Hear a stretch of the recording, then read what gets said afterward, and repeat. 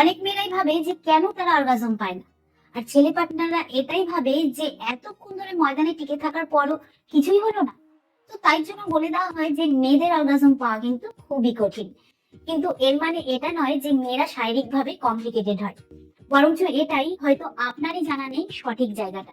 তো সঠিক জায়গা ঠিক কোথায়? সবার প্রথমে জানবো জি স্পটের ব্যাপারে। জি স্পট গুগলে সব থেকে বেশি সার্চ করা শব্দের মধ্যে একটা। এটা কিন্তু শুধুমাত্র লোকে গুগলেই সার্চ করে না, এটা বন্ধুদের সাজেশনেও খোঁজে। তো 1800 শতাব্দীতে আর্নস্ট গ্রেফেনবার্গ কিন্তু অনেক বছরের গবেষণার পর এটাই বলেছিলেন যে মহিলাদের একটা জোন থাকে।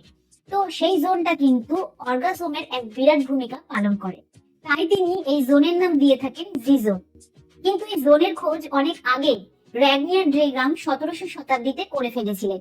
কিন্তু কি করা যাবে, গ্রেফেনবার্গ এই নিয়ে আরো গবেষণা করেন এবং গবেষণা করার পর এটাই বলেন যে এই জোনে একটা স্পট থাকে যেটা পেনিট্রেশনের সাথে স্টিমুলেট করাতে কিন্তু মেয়েরা অর্গাজম পায়। তো 1981 সালে ডক্টর এডিগো এই স্পটের নাম দিয়ে থাকে গ্রেফেনবার্গ স্পট, যেটা আগে গিয়ে হয় জি স্পট। কিন্তু 2017 সালে আর একটা নাম সামনে আসে, সেটা হচ্ছে ক্লিটোরিস। এবার আপনি ভাবছেন যে ক্লিটোরিসের সাথে জি স্পটের কি সম্পর্ক রয়েছে? হ্যাঁ, একদমই কিন্তু ক্লিটোরিসের সাথে জি স্পটের সম্পর্ক রয়েছে।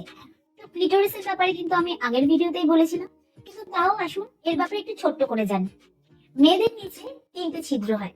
তো সব থেকে ওপরে ছোট যে ছিদ্রটা রয়েছে সেটা দিয়ে কিন্তু মেয়েরা প্রস্রাব করে।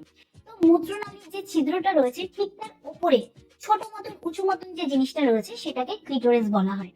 তো এই ক্লিটোরিসে কিন্তু যে নার্ভ রয়েছে সেই নার্ভটা ভ্যাজাইনাল ওপেনিং এ টাচ করে রয়েছে। তো করার সময় যখন সেখানে স্টিমুলেশন হয় সেটাকেই কিন্তু জি স্পট বলা হয়। অনেক ছেলেরাই এরকম ভাবে যে যত সে ভেতরে ঢোকাবে, যত সে জোরে করবে, তত মেয়েরা স্যাটিসফাই হবে। তো এই কনসেপ্টটা কিন্তু সব মেয়েদের ক্ষেত্রে হয় না। সেটা কিন্তু বুঝতে গেলে আপনাকে মেয়েদের প্রাইভেট পার্টকে বুঝতে হবে। তো যে মেয়েরা ঠিকঠাক রয়েছে, মানে যারা প্রেগনেন্ট হয়নি, যাদের ডেলিভারি হয়নি, তাদের কিন্তু যে ডেপথ রয়েছে মানে গভীরতা রয়েছে সেটা কিন্তু 3 থেকে 4 ইঞ্চি আশেপাশে হয়। আর যখন কোনো মেয়ে উত্তেজিত হয় তখন কিন্তু সেটা বেড়ে 6 ইঞ্চির কাছাকাছি চলে যায়। এটা কিন্তু ডিপেন্ড করে হাইটের উপর, যে সেই মেয়েটা কতটা লম্বা। আর যদি সে অনেকটা লম্বা হয় তাহলে কিন্তু সেটা ম্যাক্সিমাম 6 ইঞ্চি পর্যন্ত বাড়ে। তো এটা কিন্তু সবার ক্ষেত্রে হয় না। এটা ডিপেন্ড করে যে সেই মেয়েটা কতটা উত্তেজিত হয়েছে এবং তার বডি কতটা ফ্লেক্সিবল। তো যদি আমি কথা বলি তৃপ্তির বা সন্তুষ্টি, তাহলে মেয়েদের যে প্রাইভেট পার্ট রয়েছে মানে ভ্যাজাইনা রয়েছে, সেই ভ্যাজাইনার শুরুতেই 2 থেকে 3 ইঞ্চি যে অংশটা রয়েছে সেটা খুব সেন্সিটিভ থাকে। কারণ ওই ভ্যাজাইনার ওপেনিং এ কিন্তু ওপরের দিকে ক্লিটোরিস থাকে। আর ক্লিটোরিস যে সেন্সিটিভ নার্ভ গুলো রয়েছে সেটা ভ্যাজাইনার ওপেনিং কে টাচ করে থাকে, তাই জন্য কিন্তু সেই জায়গাটা সেন্সিটিভ থাকে। তো এটা কিন্তু ক্লিটোরিস। তো দেখুন ক্লিটোরিস কিরকম দেখতে হয়, ঠিক এরকম কিন্তু ক্লিটোরিস দেখতে হয়। আর ধরুন এটা আপনার ভ্যাজাইনা। তো এই ভ্যাজাইনার ওপেনিং এ কিন্তু ঠিক এরকম ভাবে ক্লিটোরিসটা থাকে। আর ক্লিটোরিসের যে সেনসিটিভ নার্ভ গুলো রয়েছে সেটা কিন্তু ভ্যাজাইনার ওপেনিং কে টাচ করে থাকে, যার কারণে ভ্যাজাইনার এই শুরুর 2 থেকে 3 ইঞ্চি জায়গাটা কিন্তু সেনসিটিভ হয়ে থাকে। তো যতক্ষণ না আপনার এই যে টাচ করে রয়েছে সেই জায়গাটায় ঘর্ষণ তৈরি হচ্ছে ততক্ষণ কিন্তু মেয়েরা স্যাটিসফাই হয় না। যতই আপনি ভেতরে ঢোকানোর চেষ্টা করুন, যতই আপনি জোরে করার চেষ্টা করুন, এতে কিন্তু কোনো লাভ হবে না, যতক্ষণ না এই যে যেখানটা টাচ করে রয়েছে সেখানটা ঘর্ষণ তৈরি হচ্ছে। তো যখন আপনি করবেন তখন যদি ওই জায়গাটা ঘর্ষণ তৈরি হয় ঠিকঠাক ভাবে, তাহলে কিন্তু মেয়েরা স্যাটিসফাই হবে এবং সন্তুষ্টি হবে। তো যদি আপনি চান যে আপনার পার্টনার ওরাল সেক্স ছাড়া স্ট্রোকিং এ তৃপ্তি লাভ করুক বা সন্তুষ্টি লাভ করুক, তাহলে কিন্তু আপনাকে এরকম পজিশনে করতে হবে যাতে ইনসেশন আপনার আপার ডাইরেকশনে হয়। আপার ডাইরেকশন মানে হচ্ছে যখন আপনি আপনার লিঙ্গকে ঢোকাচ্ছেন তখন ক্লিটোরিসে গিয়ে স্টিমুলেট করে।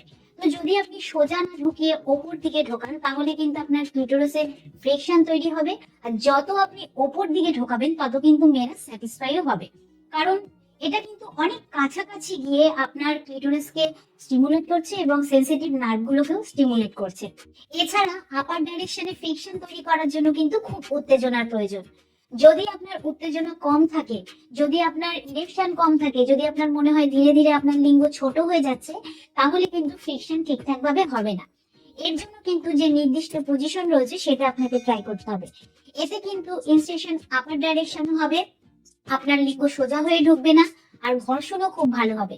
তো আমি আশা করবো যে ভিডিওর দ্বারা আপনি উপকৃত হবেন। তো ভিডিওটা কিরকম লাগলো অবশ্যই কমেন্টে জানাবেন।